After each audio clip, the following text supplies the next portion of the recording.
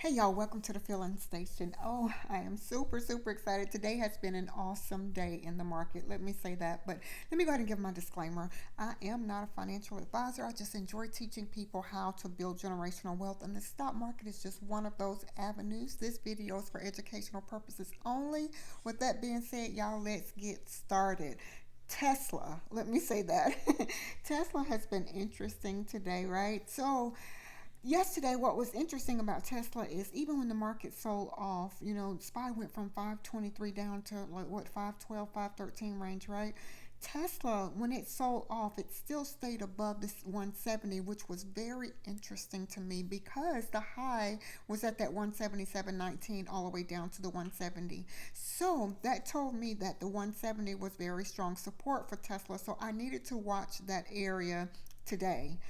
So during pre-market, I went ahead and marked the gathering spot as we always do, right? So Tesla was trading sideways. So what made it interesting is when it dropped below that 170. You see, I had that area marked. I said when Tesla dropped below this, there was strong support. I'm going to try to look for some puts. Well, that's exactly what I did. Let me see if I can go to the smaller time frame, right? So this is Tesla on the 5 minute chart. It gathered together here or consolidated as most people would say. So this pivot here is what I was looking for my entry. And once I entered, the great thing about Fridays is you don't have to spend a lot of money to make a decent profit. The puts that I entered were at I bought the 160 puts, but I bought them at 170.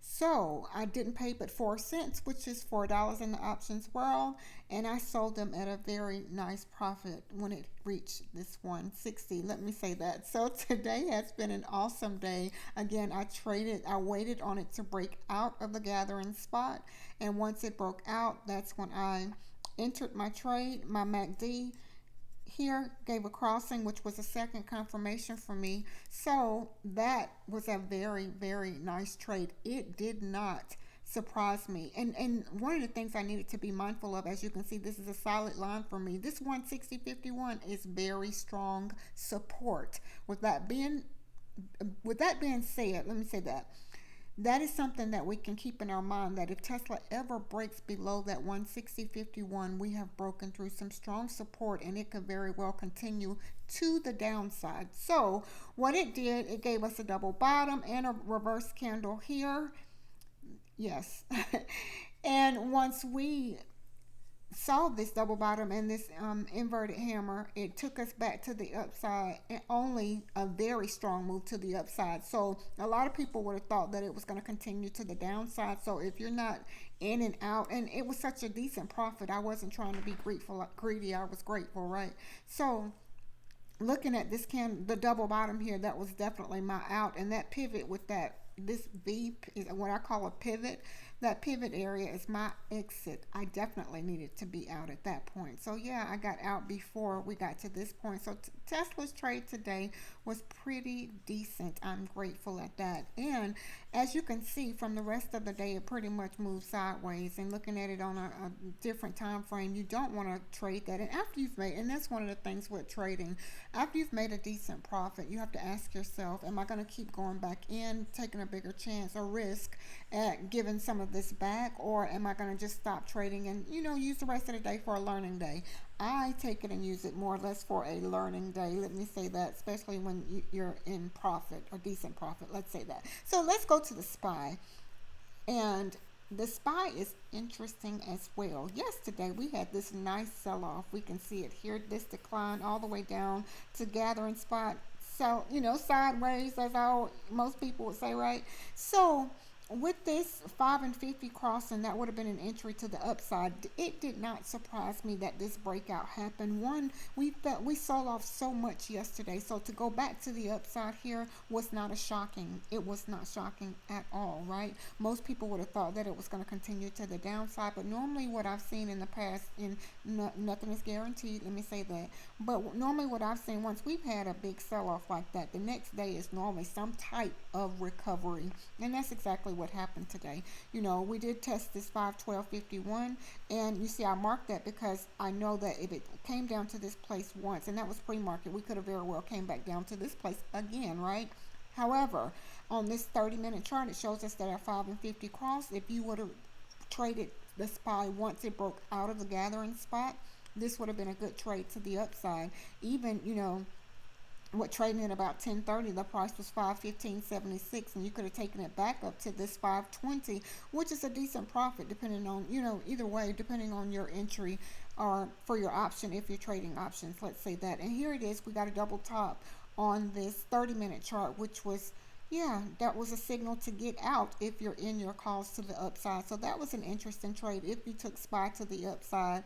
Again, it's so important to mark those gathering spots or consolidation places, that, as most people would say, and trade the breakouts and wait on your confirmation. This is a 5-minute chart. If we took that trade, even off of this around here after that at 10:40, we consolidated a little bit here, or created a gathering spot, meaning moved sideways. We really didn't go anywhere, but once we got above this level here, we could have just took this to the upside, right, and just stayed in it. It's all above, the candles are above the 5 EMA, so this is definitely an example of ride the 5, right?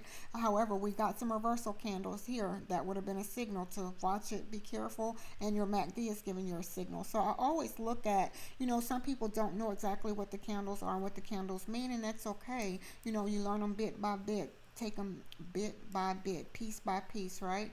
And again, and we'll do more videos on the visual. I'm a visual learner, so I'm sometimes the name is not important to me. What's important is I know what it is and I know what it means. That's important. So yeah, so the SPY was an interesting trade if you traded that today.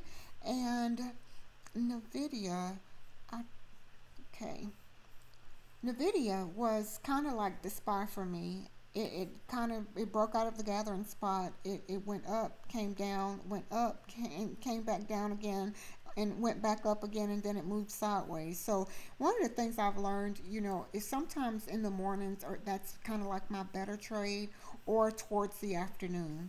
So if I try not, I mean, sometimes we can get in the middle of the day, but it's a lot of momentum. It's a lot of sideways movement, or not a lot of, big strong moves. So that's something to be mindful of. Or, if you're a new trader, definitely just pay attention to that, when the bell first ring, and if you're able to get in your entry or able to get into your trade, then in and out. I'm a scalper. That's just how I trade, right? So AMD is one of those trades, like, yesterday's sell-off, it was such a big sell-off. I think it went from like the 180 something down to the 165.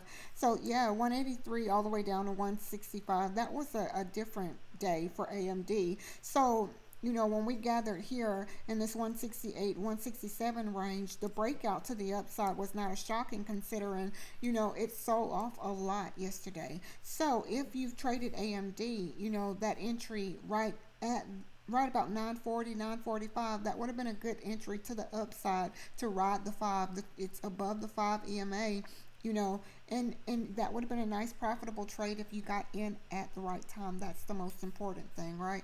I didn't look at SMCI today, which is normally one that I like to look at on Fridays because it is a lot cheaper to trade.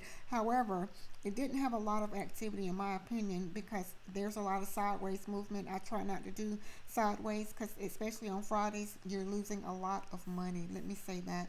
So the VIX was another one that was interesting for me to watch. I mean, to just look at. This is from yesterday. Yes. So this is today. We gathered. It was like a gathering spot. We came down, which, sent the SPY up. And, we came back up again, only to come back down again. So that's something, what I always try to do is make sure that I'm looking at the VIX and the SPY, to see where we are. I look at the VIX and then I look at the SPY. So that's something to think about. But overall, today has been a really, really good day trading.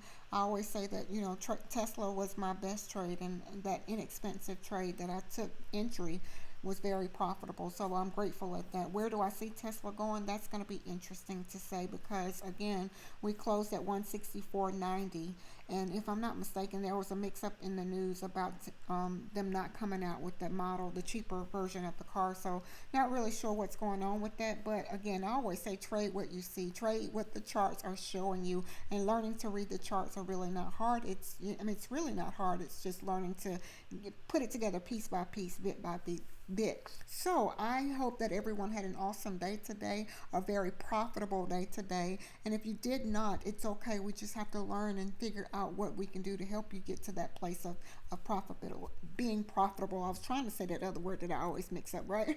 So listen, y'all, thank you so much for watching. I'm super, super excited. I hope that everyone have an awesome, awesome weekend. Learn and grow. We learn and we grow together. Until next time, be blessed as well as a blessing unto others.